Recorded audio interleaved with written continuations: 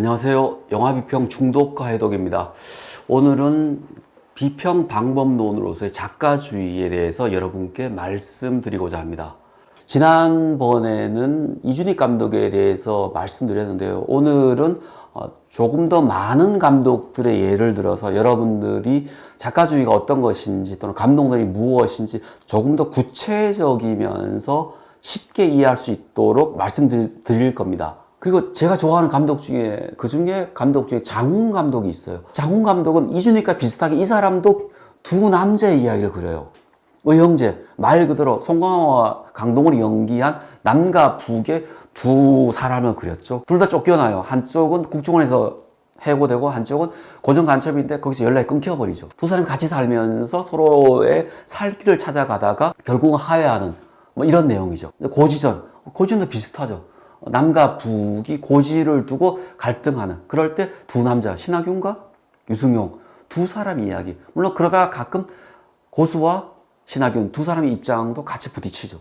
결국 남한의 두 사람 또는 남북 두 병사의 그 이야기를 그리고 있죠. 택시 운전사 마찬가지죠. 두 남자입니다. 촬영하는 사람과 택시 운전사 두 사람의 이야기예요.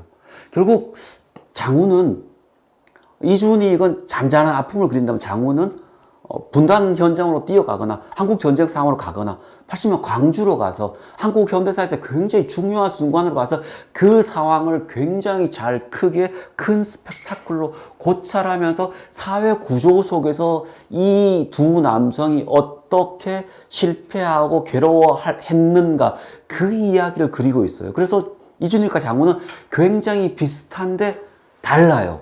저는 그래서 이 두 사람을 비교할 때마다, 야, 두 남자라는, 왜 두 사람 영화에는 멜로가 없잖아요. 왜 저렇게 남자 이야기를 그리는가.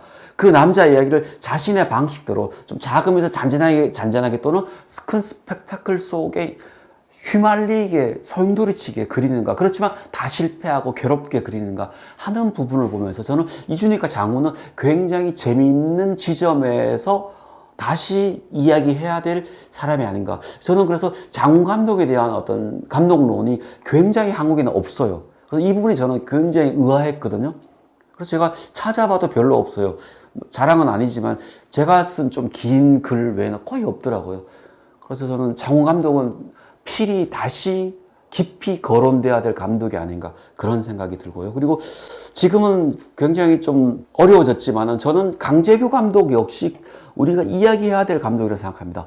은행나무 침대, 쉬리, 태극기 날리면 마이웨이, 장수상의 민우씨 오는 날, 이 모든 영화의 가장 출발점은 항상 강재규는 아이덴티티의 혼란을 그의 갈등의 원인으로 삼아요.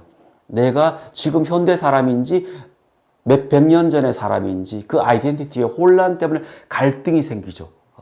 그리고 거기서 어떻게 해야 될지 모르는 것이죠. 내가 지금 동생 때문에 북한에서 최정예 요원이 되어 있는데 오히려 동생을 보면서 내가 다시 남한으로 내려가야 되는지 아닌지, 이런 아이덴티티의 갈등. 내가 고정 간첩인지 한 남자를 사랑하는 사람인지 이 갈등. 내가 조선인인지 일본 군인인지 소련인 군인인지 독일 군인인지 이 아이덴티티가 끊임없이 바뀌면서 오는 혼란, 치매 때문에 느끼는 그 갈등, 이 모든 것들을 통해서 아이덴티티의 혼란을 보여주고 갈등이 있고, 이 갈등은 결국은 멜로적 죽음으로 끝이 납니다. 그리고 이 죽음을 통해서 우리는 심파적 눈물을 흘려요. 이 사이에 강재규는 거대한 스펙타클을 집어넣어 버리죠. 그리고 그 사이에 한국적인 정서인 환생 또는 한국 전쟁, 분단, 일제강점기, 이런 어마어마한 스펙타클을 집어넣어서 한국인이라면 누구나 공감할 수 있는 그런 전략을 써버리죠. 그래서 강재규 영화를 한국형 블록버스터라고 이야기했을 때 바로 이 지점이거든요. 그래서 우리는 강재규 영화를 보면서 이 사람의 전략을 어떻게 평가할 것인가, 그런 고민을 할 수밖에 없는 것입니다. 그래서 저는 강재규와 강우석은 정말 다른 영화 세계를 가지고 있는데, 많은 사람들은 강재규와 강우석은 비슷하다고 착각을 하고 있다고 저는 생각합니다. 자, 마지막으로 제가 이제 감독론을 이야기할 때 중요한 포인트를 짧게 그냥 힌트만 드리고 끝낼게요.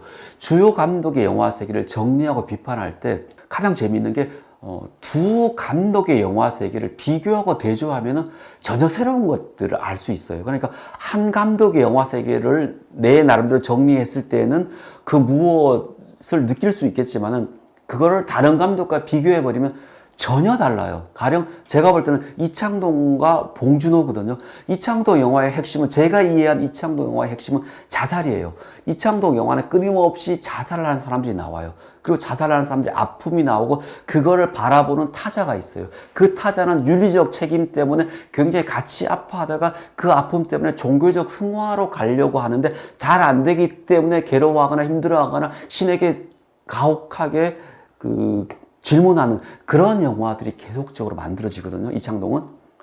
여기에 비해서 봉준호는 항상 타살당하는 사람들의 이야기를 계속적으로 그려요. 그리고 특히 이 타살 중에 연약한 여중생, 여고생, 여성들을 죽게 해서 왜 그들이 죽을 수밖에 없는가, 최하층의 서발턴이 말도 하지 못하고 죽어가는 그 사회 구조로 문제를 돌려서 그들의 죽음을 막지 못하는 폐쇄된 억압적인 독재의 우리 사회를 분석해서 굉장히 사회적인 영화로 나가버리죠. 그래서 결국 이창동 영화는 윤리와 종교로 발전한다면 봉준호는 사회학으로 나가버리죠. 그래서 두 사람의 영화를 비교하면 정말 우리 시대 지금 최고 거장이라는 하는 두 감독 영화는 죽음이라는 같은 소재를 다루지만 전혀 다른 길로 가버리기 때문에 두 감독을 비교해 보면은 정말 다른 것들을 알 수가 있어요. 그래서 저는 여러분께 이렇게 두 감독 또는 세 감독을 비교 대조해서 지금 한국 영화의 상황을 분석하는 게 매우 재미있는 방법이라고 생각합니다. 물론 이렇게 할 때 중요한 게 있습니다. 그 감독의 영화를 다 보고 공부를 많이 해서 자신만의 시각으로 그 감독 영화 세계를 명확하게 분석해 놓는 것입니다. 이 작업이 되어야만 그 다음 작업이 가능합니다. 물론 이 작업을 하기 위해서는 여러 공부, 작가로는 사실 방법론을 읽는 것이 아니라 작가론을 둘러싼 숱한 공부, 그러니까 윤리, 철학, 영화 이론, 배우론, 사회학, 종교학, 이 모든 것들이 다 들어가서 나오는 게 저는 감독론, 작가론이라고 생각합니다. 그래서 이 방법론이 결코 쉽지 않습니다.